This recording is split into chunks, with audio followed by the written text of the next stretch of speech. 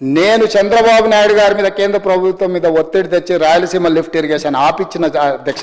సూటిగా చంద్రబాబు నాయుడు గారికి విజ్ఞప్తి చేసిన నేను మొట్టమొదట 3 టీఎంసీల పర్ డే నిర్మిస్తున్న రాయలసీమ లిఫ్ట్ ఇరిగేషన్ పనులను మీరు ఆపండి అని మేము వారిని క్లోజ్ రూమ్ లో అడిగితే మా మీద గౌరవంతో రాయలసీమ లిఫ్ట్ ఇరిగేషన్ ఆపేషన్ అధ్యక్ష. మీరు ఈ రోజు నిజ నిర్ధారణ కమిటీని సభ నుంచి పంపించండి. రాయలసీమ లిఫ్ట్ ఇరిగేషన్ పనులు ఆగినాయా లేదా నిజ నిర్ధారణ కమిటీ పంపించండి అధ్యక్ష. మీరు ఆదేశాలు ఇవ్వండి అధ్యక్ష ఈ సభ నుంచి. 2020 మే 5వ తేదీన దానికి అడ్మినిస్ట్రేషన్ శాంక్షన్ ఇచ్చి అదే మే నెల 20వ తేదీన అంటే 15 రోజులు తిరగకుండానే నేషనల్ గ్రీన్ ట్రిబ్యునల్ ఎన్జిటితో స్టేటర్ తెచ్చుకుంది కూడా జగన్మోహన్ రెడ్డి ముఖ్యమంత్రిగా ఉండగానే. రేవంత్ రెడ్డి గారు ఒక సవాల్ చేశారు, మొత్తం అసెంబ్లీలో అన్ని పార్టీల నాయకులు రండి, నేను అక్కడికి తీసుకెళ్తాను, అక్కడ పనులు జరగలేదు, నేను ప్రూవ్ చేస్తాను, రండి అన్నారు. ఇప్పుడు ఏపీ ప్రభుత్వం కూడా సవాల్ చేయాలి. జగన్మోహన్ రెడ్డి మొదట్లోనే ఆపేశారు, పనులే చేయలేదు అంటున్నారు కదా.